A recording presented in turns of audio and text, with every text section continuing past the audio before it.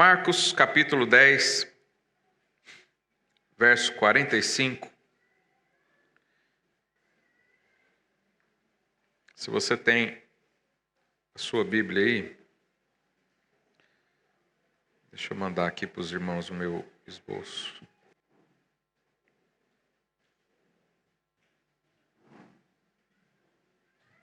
Marcos capítulo 10, verso 45 e 46, olha lá. Pois o próprio Filho do Homem, diga, o Filho do Homem, não veio para ser servido, mas para servir e dar a sua vida em resgate por muitos.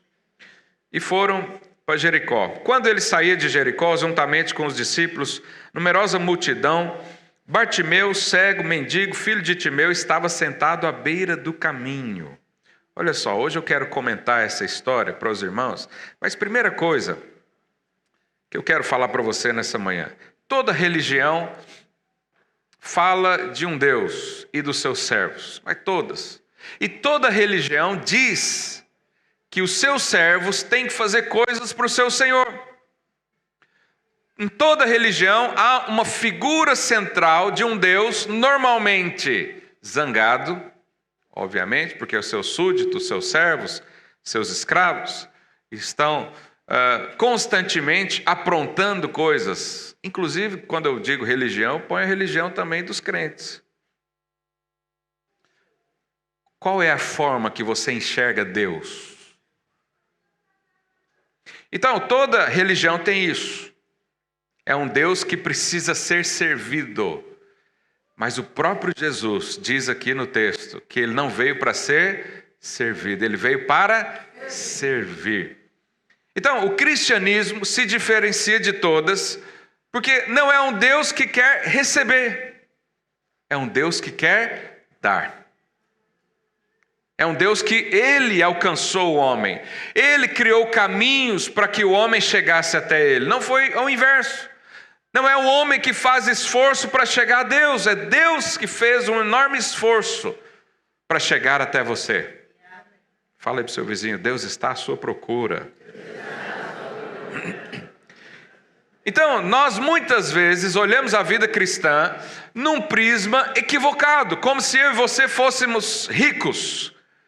Quem é rico aqui da graça do Senhor? Mas você pode ser rico material também, não há problema nenhum, isso não é pecado, desde que você não ame o dinheiro, né, a avareza. Mas muitos vivem a vida cristã como se eles fossem ricos e estivessem o tempo todo dando coisas para Deus. Então você tem muito, você dá para Deus. Você tem força, você dá para Deus. Você tem visão, você dá para Deus. Você tem dinheiro, você dá para Deus. Mas essa não é a verdade. A verdade é que nós somos pobres, cegos e nus, diz a palavra de Deus, e não podemos dar nada para Deus, só podemos receber. Eu sempre digo, Deus, Ele é rico demais para vender alguma coisa, você é pobre demais para comprar alguma coisa do Senhor. A única forma de você relacionar então com o Deus de Israel, o Deus da Bíblia, é entendendo que Ele quer te dar. Ele quer te dar. A grande pergunta é, será que você quer ser servido por Jesus? Você sabe, a gente fica tão constrangido quando alguém nos serve. Se essa pessoa é maior do que a gente, pior ainda. Nós estávamos lá na casa de um pastor e eu vendo o desdobramento dele nos servir. Ele nem cozinha direito e estava fazendo um jantar para a gente.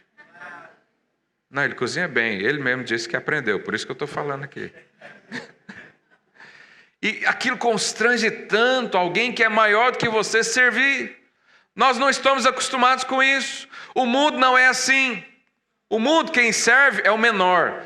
Mas na igreja do Senhor, no reino de Deus, quem começa servindo é o maior. É Jesus.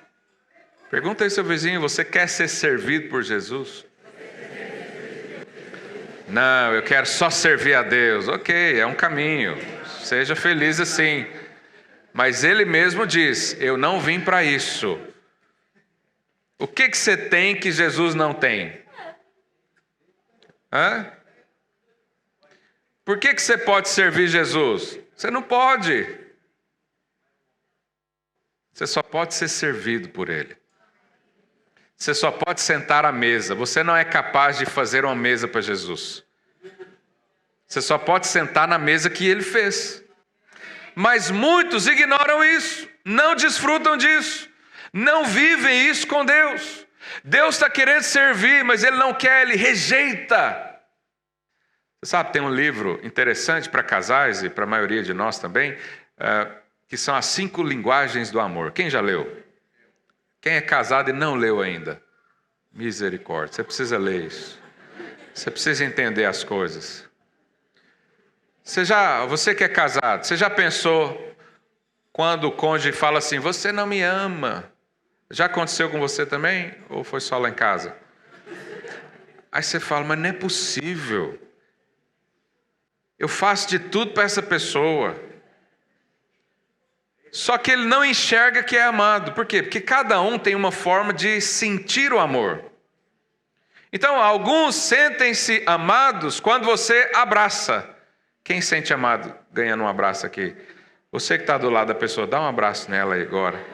Fala, Deus te ama tanto, aleluia. Tem gente que ficou sem abraço, vira para o outro lado também.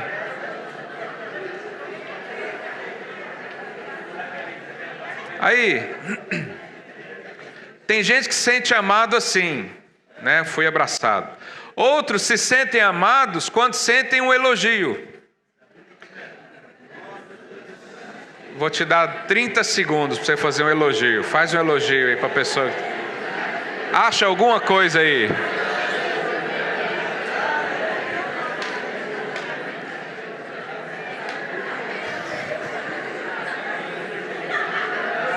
Nem que seja o branco do olho. Você tem um olho branco tão bonito.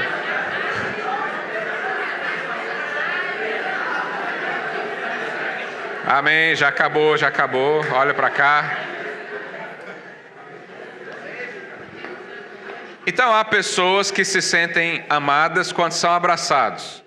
Outros se sentem amados quando são elogiados. Outros se sentem amados quando você diz para ele, vamos tomar um café juntos. Sim ou não? Um chá. Você sabe, o homem... Aleluia. Pode ser almoço, jantar. O homem normalmente gosta de conversar lado a lado, né? Você está dirigindo, conversando. O homem aceita isso, ótimo. A mulher gosta de conversar frente a frente, olhos nos olhos. Já viu isso? Então eu já viajei 10 horas com a minha esposa do lado. Chega lá, não fala, você nem conversou comigo? 10 horas. Mas não serve. Tem que ser olho no olho.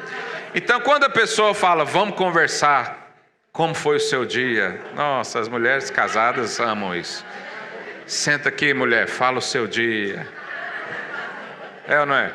É uma forma de sentir amado. Mas qual que é o problema? A pessoa que se sente amado quando é abraçada, você pode secar a língua de elogiar que ela não vai sentir.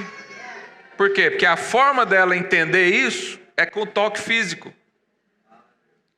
Mas quem se sente amado também com elogio, quando você chama para conversar, ele não sente coisa nenhuma. E aí você diz, mas eu já conversei tanto com esse irmão, ele ainda fala que eu não amo. Por quê? Porque ele precisa do elogio. Eu sei que na prática, né, você vai ter que achar aí, principalmente os casais, tem que achar qual é a linguagem de amor um do outro. Os outros dois é serviço e qual que é o outro mesmo? Presente. Então, há mulheres que se sentem amadas quando recebem um buquê de flores. Aí, ó, tem outras que não. Não quero flor para nada. Eu quero um abraço. Outros falam, não quero abraço não, eu quero um elogio. Toda vez que eu ponho a roupa, fala que está bonito. Então, você percebe que... Olha para cá, eu estou falando tudo isso para te dizer o seguinte, que uma das formas de Deus amar você é te dando coisas. Coisas que eu digo não é materiais, não. Porque a Bíblia diz lá em João 3,16, porque Deus amou o mundo de tal maneira, essa expressão tal maneira, olha lá, de tal maneira que deu. Fala aí para o seu vizinho, Deus gosta de dar.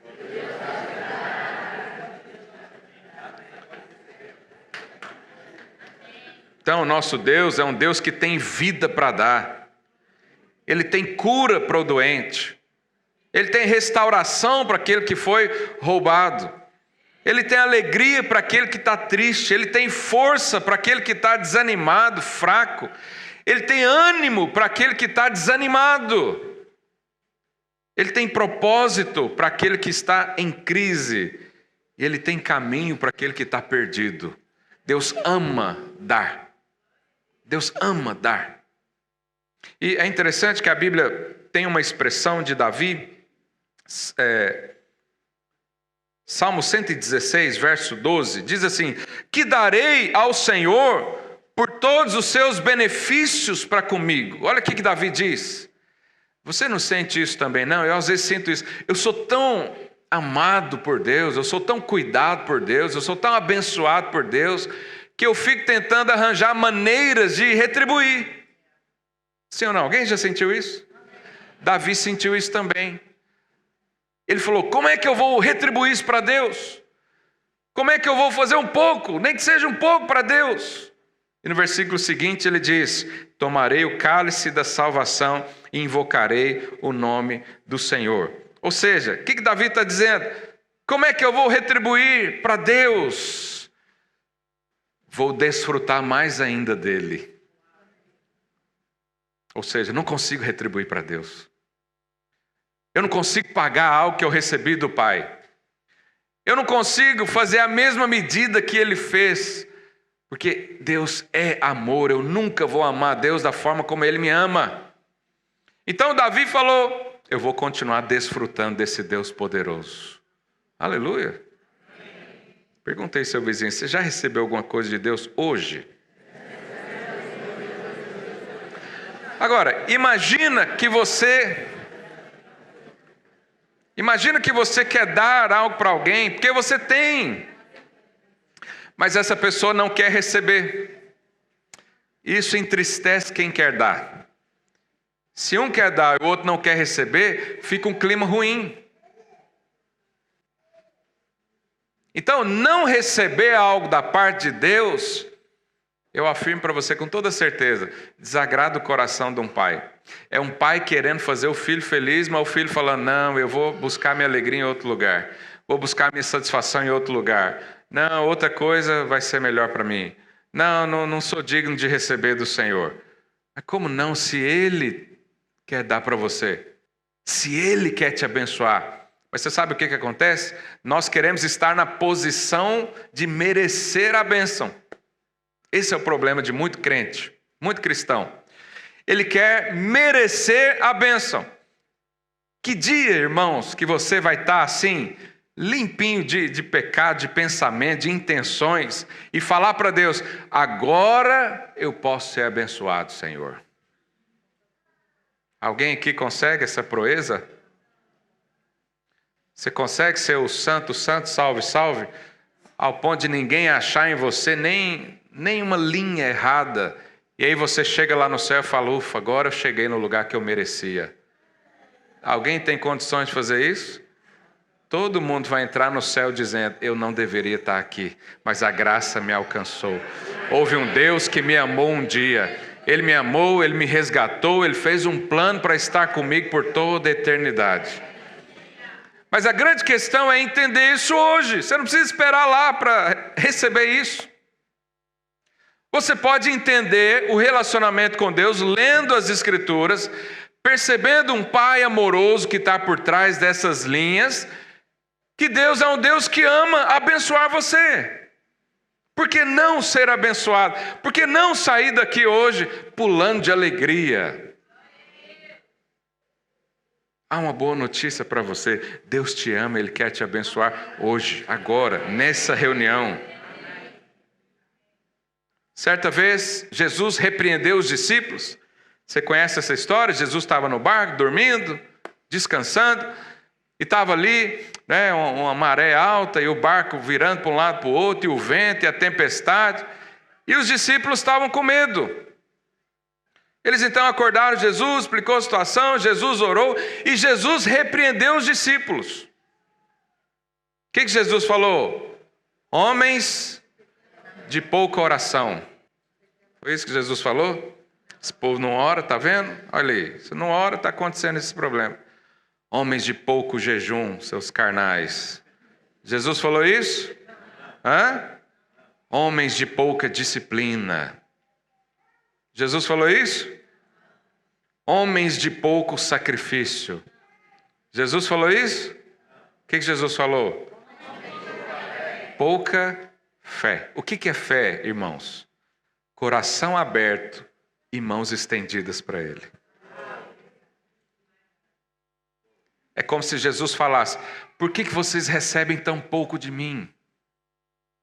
Por que você vive uma vida tão superficial em receber? Por que você não me deixa entrar em todas as esferas da sua vida? Por que você não deixa eu te abençoar como deve ser? Jesus está dizendo isso. Há pouca fé no seu coração. Aumenta a fé para receber hoje algo de Deus. Abre o seu coração, abre a sua mente e fala: eu quero receber do Senhor. Então, voltando lá para o texto de Marcos, Jesus foi lá na cidade de Jericó. Jericó, você sabe, você conhece a história, lá em Êxodo, quando os hebreus ficaram 400 anos escravizados no Egito, Deus levanta Moisés para tirá-los de lá, as 10 pragas, acontece tudo aquilo, eles vão para um deserto, depois ficam lá 38 anos andando em círculos no deserto, perdendo tempo. A geração de Moisés fica no deserto, Josué e Caleb entram, né, com os crentes vencedores. Tem algum crente vencedor aqui? O que é vencedor? Outro dia eu falo, vem todo domingo você vai ouvir. Josué e Caleb então entram para a terra prometida. Quando entram na terra prometida, qual que é a primeira cidade que Josué, como líder, conquista? Jericó. Jericó. Onde que Jesus estava nesse momento? Jericó, no mesmo lugar. Jesus foi lá em Jericó. Esse cego encontrou Jesus aonde? Jericó. Agora, o que aconteceu com Jericó? Depois que Josué, de uma forma assustadora, não é, derrubou as muralhas de Jericó, ele liberou uma palavra de maldição contra aquela cidade. Ele diz: se alguém voltar a erguer essa cidade, vai ter uma maldição. Eu quero ler para você Josué 6:26.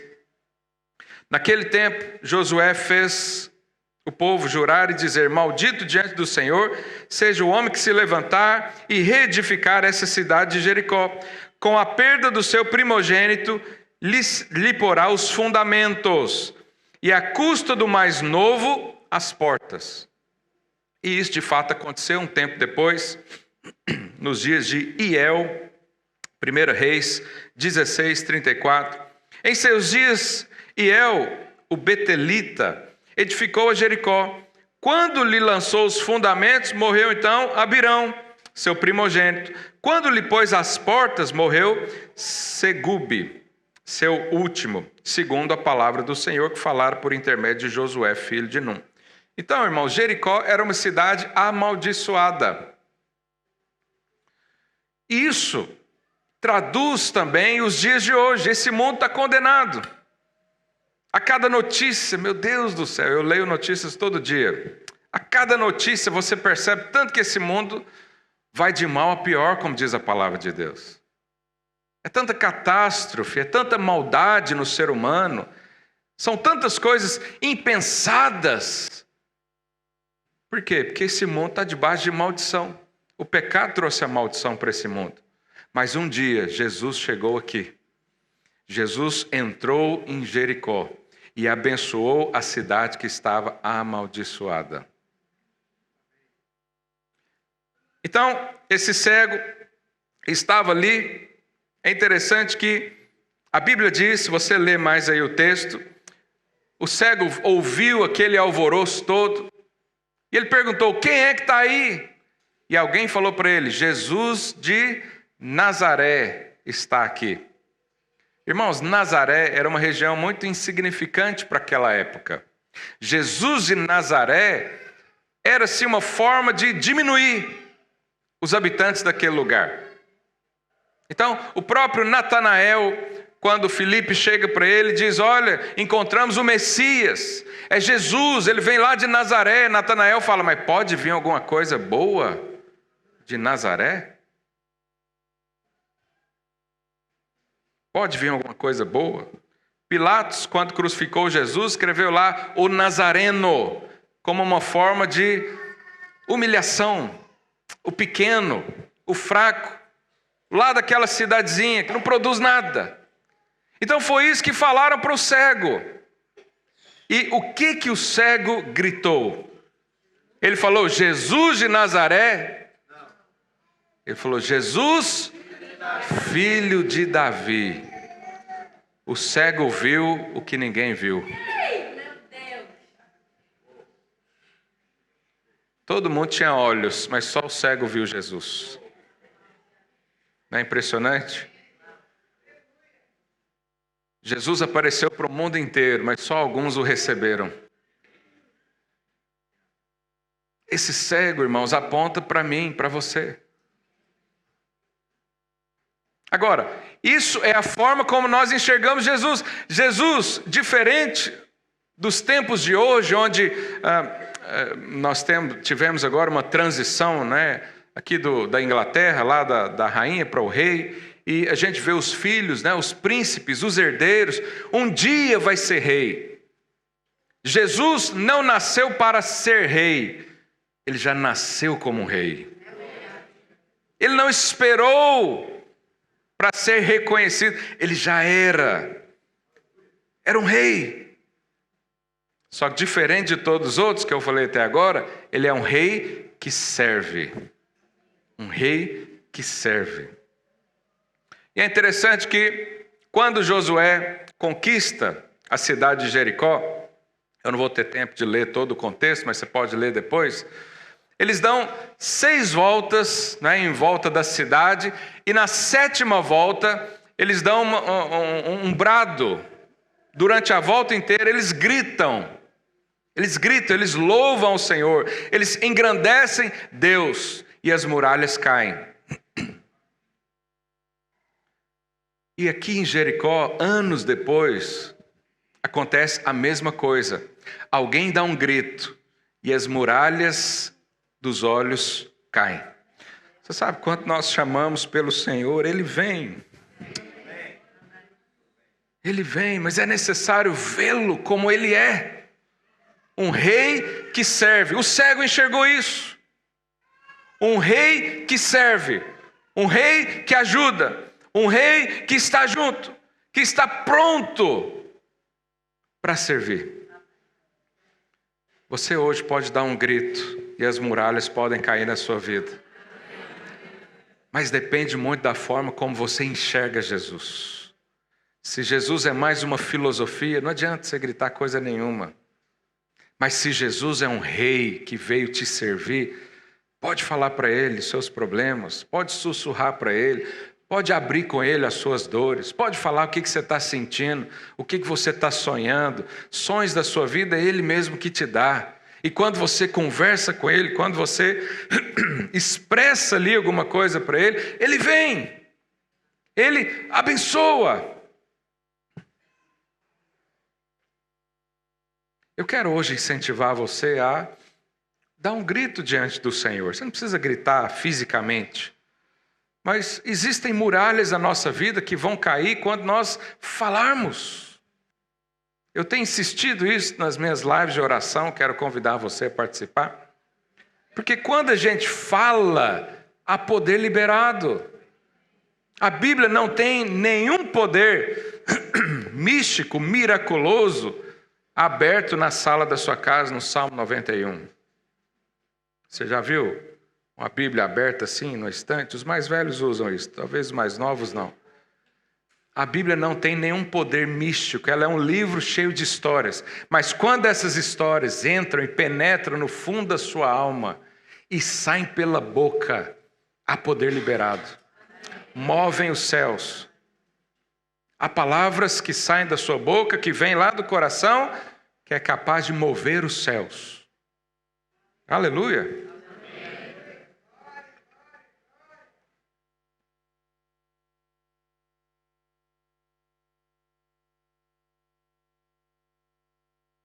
Aleluia. Voltou. Interessante que lá em Juízes, a Bíblia conta a história, no mesmo cenário, na mesma região ali de Jericó, Josué estava lutando contra os amorreus. E a Bíblia diz que eles marcharam o dia inteiro, a noite inteira, para chegar até onde esses inimigos estavam. E ao raiar do dia, começou então a guerra. Josué estava vencendo a batalha, mas ele viu que o dia já estava chegando ao fim. E ele queria vencer aquela guerra.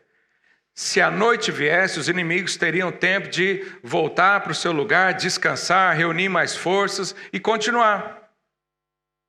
Mas Josué percebeu no seu coração um desejo de dar um grito. E olha o que aconteceu. Josué então gritou, lá em Josué capítulo 10, verso 13. E o sol se deteve e a lua parou até que o povo se vingou dos seus inimigos. Os irmãos leram bem, entenderam bem o que está escrito aqui? O que aconteceu? O sol parou. Não está escrito nos livros dos justos? O sol, pois, se deteve no meio do céu e não se apressou em apor-se, quase um dia inteiro. Não houve dia semelhante a esse, nem antes, nem depois desse, tendo o Senhor assim atendido o quê? A voz de um homem, porque o Senhor pelejava por Israel. No mesmo lugar onde Jesus estava, um homem clamou ao Senhor e o sol parou. Tempos depois vem Jesus. Jesus está andando na multidão. Jesus não estava parado, mas de repente uma voz chamou Jesus e o sol da justiça parou novamente. Quando Jesus é chamado, aclamado,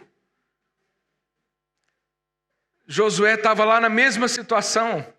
O sol parou, ou seja, o favor parou ali naquele lugar para ele, só para ele, porque ele pediu. O desejo de um homem, a gente acabou de ler isso aqui. Tempos depois, mas não era um guerreiro, não era um homem de Deus, não era um justo que clamou aos céus, era um pecador, era um necessitado. Ele clamou e por sua voz, o sol da justiça, o Cristo, o iluminado, também parou diante dele. Você tem noção do poder da sua voz? Você tem noção do que é entender um chamado? Entender uma relação entre pai e filho? Você que tem filho sabe.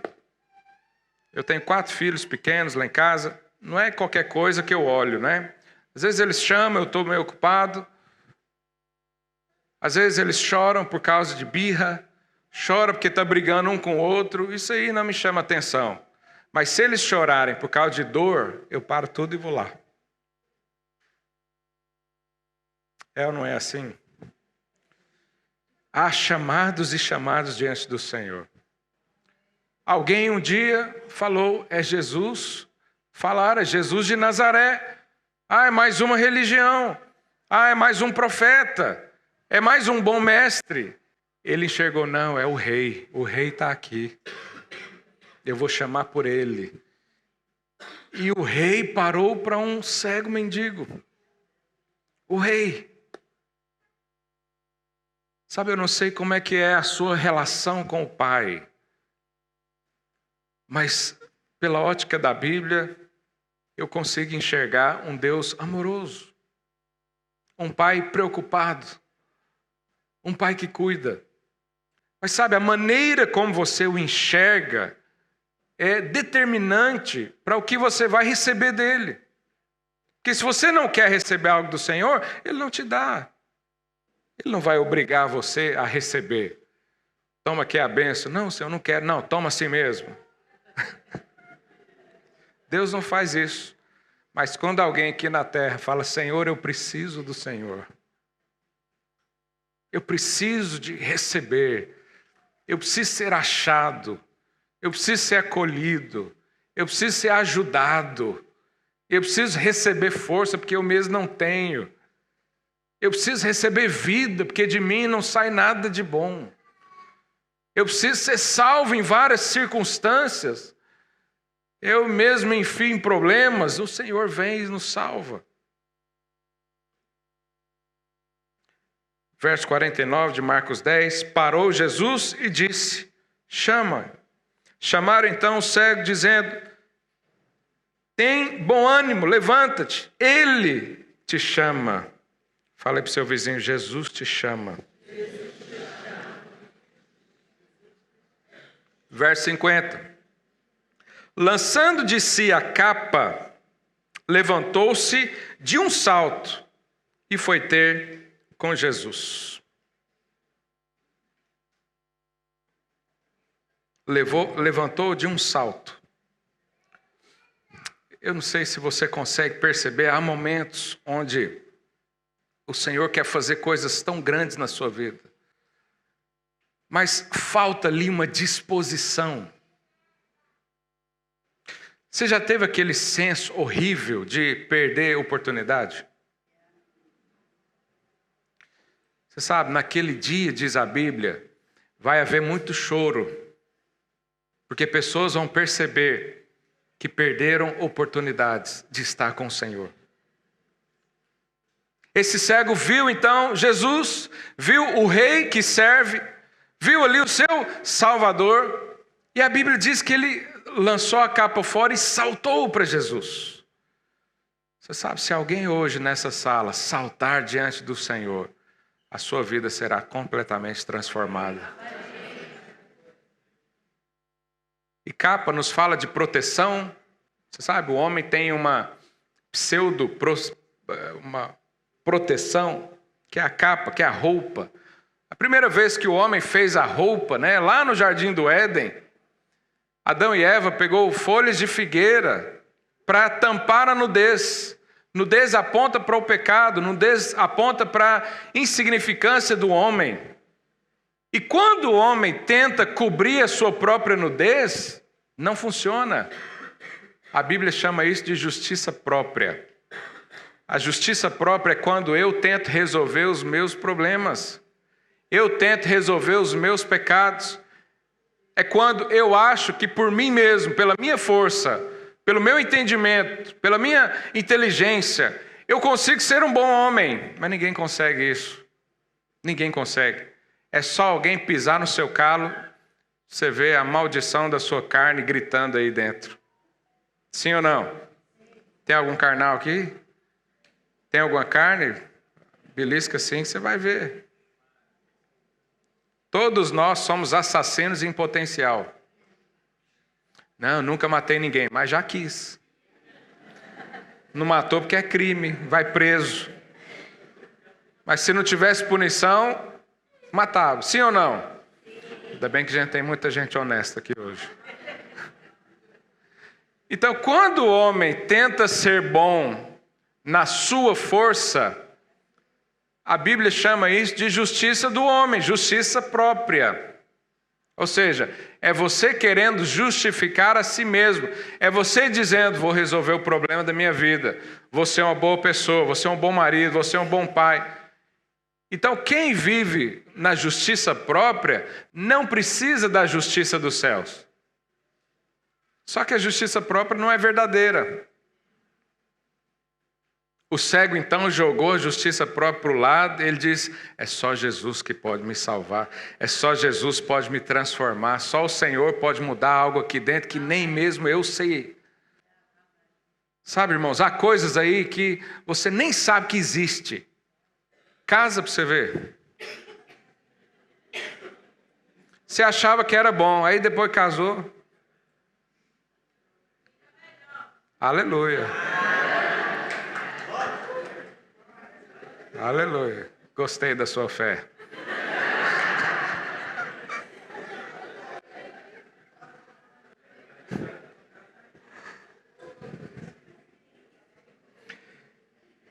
Jesus então chama aquele homem e diz para ele: o que você quer que eu faça? Sabe, Jesus tem um senso de humor interessante, né? O homem é cego e Jesus pergunta: o que você quer? Será que o homem escolheu, eu quero um carro novo? Mas Jesus está falando o seguinte: eu estou aqui à sua disposição. Eu sou um rei que serve. O que você quer que eu faça na sua vida hoje? E você sabe, eu e você estamos na mesma posição desse cego. Nós não somos diferentes nem melhores do que ele. Aliás, ele era melhor do que todo mundo ali, porque ele viu Jesus. E Jesus faz a mesma pergunta hoje: o que você quer que eu te faça? Porque ele é um rei que serve. Ele é um pai provedor. Ele é um Deus que cuida. Ele te chama da menina dos olhos dele.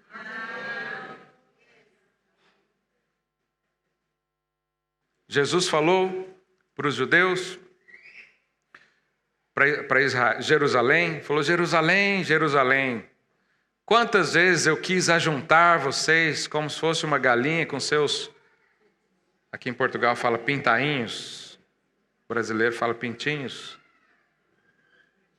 Jesus falou isso para eles. Quantas vezes eu quis abraçar você, mas você não quis. Eu quero ouvir diferente, eu quero ouvir: obrigado, filho, porque você está aqui comigo, debaixo das minhas asas. Eu não quero ouvir lá na frente: Felipe, Felipe, quantas vezes eu quis abraçar e cuidar de você, mas você rejeitou. Eu quero ser o pintainho lá debaixo das asas do Senhor. Eu quero ser aquele que habita no esconderijo do Altíssimo, lá do Salmo 91. Eu quero ser aquele que 1.000 caiu lá, 10.000 à direita, e ele não será atingido. Eu pensei isso ontem, a hora que o avião aterrou, estava balançando. Eu falei: Deus, é hoje? Lembrei do versículo: 1.000 cairão até debaixo d'água, mas eu não serei atingido. Por quê? Porque o Senhor cuida de mim. E quantos querem fazer essa oração hoje? Chamando um rei servidor, o rei que serve, dando um grito para o Senhor, para as muralhas caírem, por favor de Deus paralisar sobre você. O sol da justiça pode parar por causa de um clamor de alguém que não era digno de nada, de alguém que veio de uma cidade amaldiçoada. Um clamor parou tudo e foi abençoado. Feche os olhos aí onde você está. Pessoal do louvor. Hoje o sol da justiça está olhando para você. Qual será o seu brado? Qual será a sua oração? Qual será o seu grito? Qual será a muralha que vai cair nesse dia? Qual será o sentimento que vai se desfazer hoje aí no seu coração, na sua mente? Talvez você está aqui cheio de insegurança, cheio de incertezas, cheio de depressão, de enfermidades. Algo pode acontecer hoje na sua vida, porque o sol da justiça está parado aqui para te abençoar.